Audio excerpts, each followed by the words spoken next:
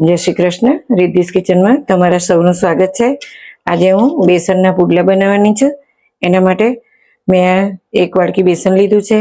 આ છીણેલું અડધું ટામેટું છે, છીણેલી ડુંગળી છે અડધી, આદુ મરચાં અને લસણની પેસ્ટ છે, અને આ કોથમીર છે. આ રૂટિન મસાલા છે. હવે આપણે એક બાઉલ લઈશું. બાઉલની અંદર આપણે આ જે બેસન છે વાડકી એ નાખી દઈશું. એની અંદર આપણે આ છીણેલું ટામેટું છે 2 અઢી ચમચી છે એ નાખી દઈશું. આ છીણેલી ડુંગળી છે એ નાખીશું. આદુ મરચાં અને લસણની પેસ્ટ છે એ નાખીશું. આ કોથમીર છે એ નાખીશું. હવે આપણે આ રૂટીન મસાલા છે આપણી જોડે એ નાખીશું. પહેલા આપણે અડધી ચમચી અજમો લઈશું. કોઈ પણ બેસનની વાનગી હોય એમાં અજમોની જરૂર હોય છે. આ મેં હાથથી આ રીતે કસરી અને નાખ્યો છે. મેં લાલ મરચું પાવડર લીધો છે, એ તમારી તીખાસ પ્રમાણે તમે નાખી શકો છો. થોડી હળદર નાખીશું. અડધી ચમચી ધાણા જીરું છે અને થોડું ગરમ મસાલો છે. હવે આપણે એને ટેસ્ટ લાવવા માટે અડધી ચમચી મીઠું નાખ્યું છે, અને પુડલાનો વધુ ટેસ્ટ આવે એના માટે આપણે થોડી હિંગ નાખીશું.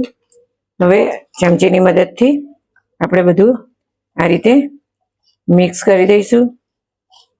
ટામેટા, ડુંગળી, લસણ અને કોથમીર નાખ્યાથી પુડલાનો ટેસ્ટ બહુ મસ્ત આવે છે. આ રીતે આપણે બધું મિક્સ કરી દીધું છે. હવે આપણે એક કપમાં પાણી લીધું છે, એમાં ધીમે ધીમે આપણે આ રીતે પાણી રેડીશું, અને આ બીટરની મદદથી આપણે બધું મિક્સ કરતા જઈશું. એકસાથે પાણી નહીં રેડવાનું, નહીં તો ખીરું પાતળું થઈ જાય. આ રીતે થોડું રેડતા જઈશું, અને આ બીટરને આ રીતે ઘુમાવીશું એટલે બધું એકરસ થઈ જશે. આ રીતે એને મિક્સ કરતા જઈશું. હજુ આપણું ખીરું જાડું છે, હજુ થોડું પાણી માંગશે.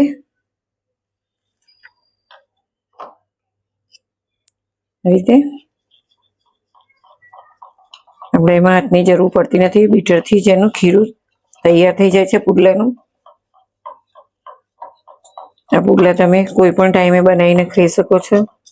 ચા સાથે પણ સારા લાગે છે, અને દહીં સાથે સારા લાગે છે. હજુ થોડું જાડું પડે છે. આપણે અડધોથી પોણો કપ પાણી ગયું છે આમાં 1 વાડકીમાં. હવે આ પુડલાનું ખીરું આપણે તૈયાર થઈ ગયું છે. આ રીતે એની કન્સિસ્ટન્સી આ રીતે રાખવાની છે. હવે આપણે ગેસ ચાલુ કરી અને આ નોનસ્ટિક તવી મૂકીશું. તમે લોખંડની તવીમાં પણ બનાવી શકો છો. હવે આપણે તવીને ગરમ થવા દઈશું. હવે આપણે આ પેન ગરમ થઈ ગઈ છે. આપણે એની અંદર થોડું આ રીતે તેલ લગાવી દઈશું, અને જે આપણે આ બેટર બનાવ્યું છે એને એક નાના ચમચાની મદદથી આપણે પુડલાનું ખીરું નાખીશું. જે રીતે તમારે નાનો મોટો જે રીતે બનાવવો હોય એ રીતે તમે ખીરું નાખી રાખવાનું. પછી આ એક લાકડાનો ચમચો છે, એનાથી આપણે આ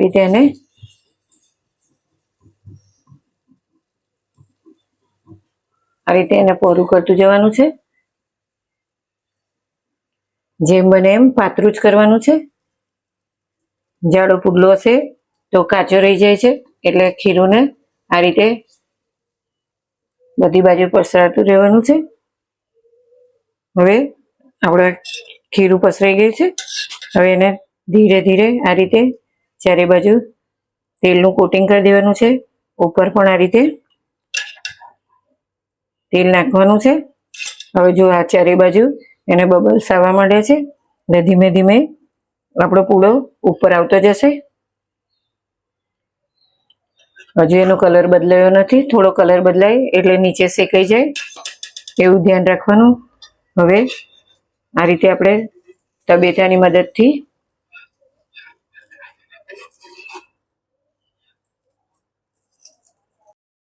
હવે આપણે પૂડાની નીચેની સાઈડ તૈયાર થઈ ગઈ છે. હવે એને આપણે આ રીતે ઉથલાઈ દઈશું. નોનસ્ટિક પર બનાવવાથી બહુ તેલની જરૂર પડતી નથી. અત્યારે બાળકો ઓછા તેલવાળા જ નાસ્તા કરતા હોય છે. હવે ફરી આ રીતે એને થોડું 1-2 ચમચી તેલ નાખી દેવાનું છે અને ધીમા તાપે એને શેકાવા દેવાનું છે. હવે આપણે આ બેસનનો પુડલો તૈયાર થઈ ગયો છે. હવે આપણે તેને એક પ્લેટમાં કાઢી લઈશું. હવે આ જ રીતે આપણે બીજો પુડલો પણ બનાવી દઈશું. તમારે બટરમાં શેકવો હોય તો પણ શેકી શકાય છે. કોઈને બટર ના ભાવતું હોય તો તેલમાં પણ શેકી શકો છો. આ રીતે એને પણ આપણે તબેટાની મદદથી ચારે બાજુ ફેલાઈ દઈશું. એટલે એને આ રીતે ખેંચતું જ રહેવાનું છે ખીરું, એટલે આપણો પૂડો એકદમ પાતળો બની જશે.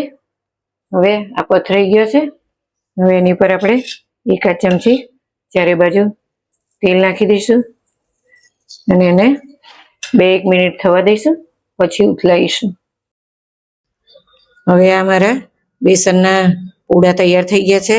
તમે આની ઉપર નાના બાળકોને ચીઝ પણ છીણી શકો છો.